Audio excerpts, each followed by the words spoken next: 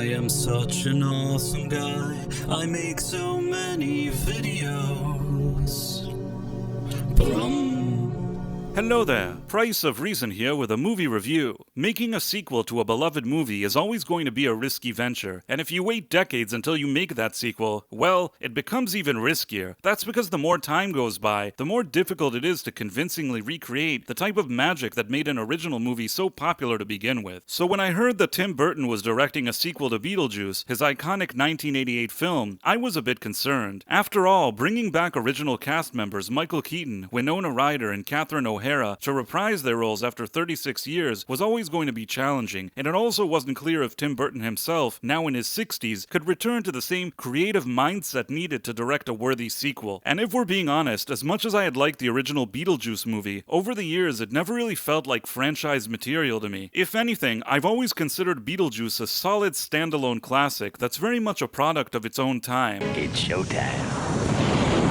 A type of lightning-in-the-bottle production where everything just came together in the best possible way. Also, from a storytelling perspective, in my opinion, the 1988 movie ends perfectly, not really needing any type of further exploration. But between ongoing interest on social media sites over the years, Hollywood's lack of originality these days, and general corporate greed, I suppose it was only a matter of time before we got to see this Beetlejuice sequel, poorly named Beetlejuice Beetlejuice. In this video, without any significant spoilers, I will be going over the very basic general plot of the movie, what I didn't like about it, what I did like about it, followed by my official score. And if you enjoy getting all of my early and exclusive movie reviews, please make sure to like and subscribe, as it would really help my channel. And with that out of the way, let's begin. Beetlejuice Beetlejuice starts off with the announcement of Charles Dietz's death, which causes his widow Delia, her stepdaughter Lydia, and her daughter Astrid to reconvene at the old spooky house from the original movie. Delia continues to be a quirky and eccentric artist of sorts. Lydia is now a publicly known ghost expert who's in a romantic relationship with a TV producer, and Astrid is a typical angsty teen who doesn't have the best relationship with her mother since the untimely death of her father. Meanwhile, in the afterlife, Beetlejuice is still up to his old antics, but when he becomes worried about encountering an old foe, he decides to take advantage of the Dietzes once again, for his own personal benefit, of course. Throughout the movie, a lot of random and sometimes unrelated things happen that all eventually merge together into one storyline during the movie's final act, bringing the movie to some type of conclusion. One of the biggest problems this movie has is its screenplay. Now, I'm assuming that Tim Burton hired screenwriters Alfred Goh and Miles Millar to write it based on their work on his Netflix TV series Wednesday. But that show, while serviceable enough, isn't exactly very well written, and Beetlejuice Beetlejuice only highlights Goh and Millar's lackluster writing capabilities, especially when it comes to feature films, as opposed to the more simple, effective, and interesting story that the first Beetlejuice movie delivered back in 1988. The writing here feels all over the place at times. The first movie set pretty clear rules as to what happens to the living and what happens to the deceased, but in this movie, the rules are much less stable, with lines constantly being blurred to accommodate the screenplay. And when it's no longer clear what the rules are, even in a fictional world, you can no longer feel any real stakes. In addition, the script tries way too hard to do too many things at once, and ultimately, most of it falls flat. And again, without spoiling, let's just say that during the last 10 minutes of the movie, a number of things happen that to me seem too loopy and indecisive, almost like a type of strange cop-out ending, and as a viewer, you're not even fully sure what you're looking at. Like the writers didn't actually know how to end the movie, so they tried to do some clever magic trick and then secretly run away. On the plus side, I at least didn't feel like this movie had any type of heavy-handed modern-day messaging. Yes, you could say that maybe there were a few examples of toxic males in this movie, and perhaps some strange representations of motherhood, which may bother some people. They're doing real damage here, and trauma to our female characters. But since this movie is supposed to be a spooky horror comedy, I can't really spend time being offended by every single creative choice, however odd. And if I'm being fair, I will even say that occasionally, there are some decent ideas in the movie, but the entire plot as a whole ultimately feels too scattered and convoluted to ever really take off. The entire first hour of the movie is very slow in its pacing, and while there's plenty of exposition, nostalgia, fan service, and a lot of planting, by the time the payoffs come around late in the movie, it's just not all that exciting. Perhaps if I wanted to cut screenwriters Goh and Millar some slack, I would say that for this movie, they were obviously not able to include original characters like Charles,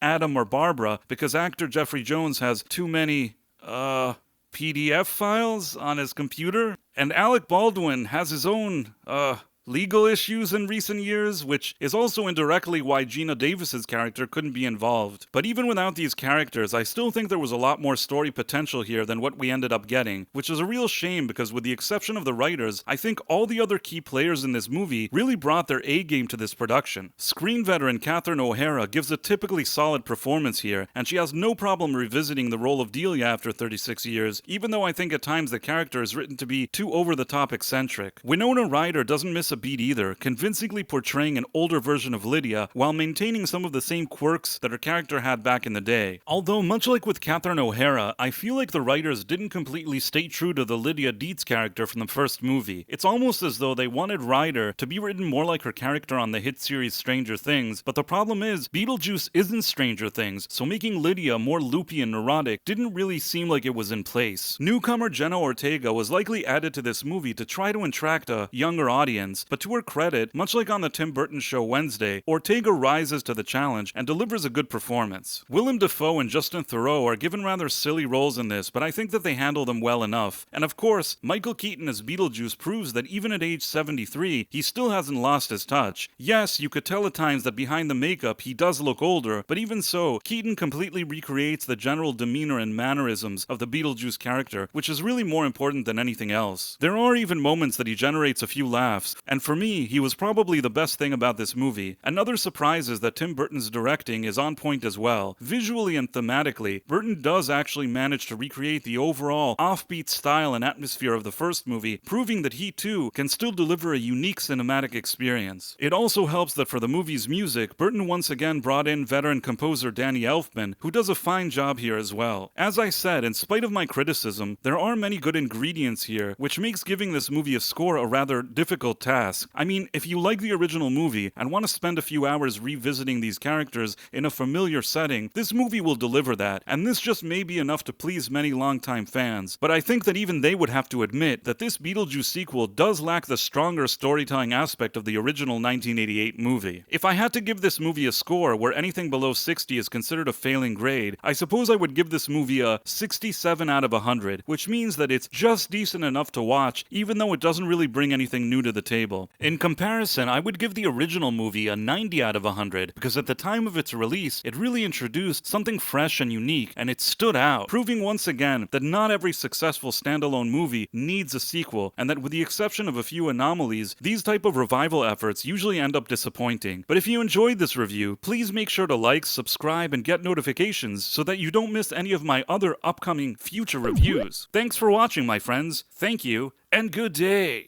I am such an awesome guy. I make so many videos. From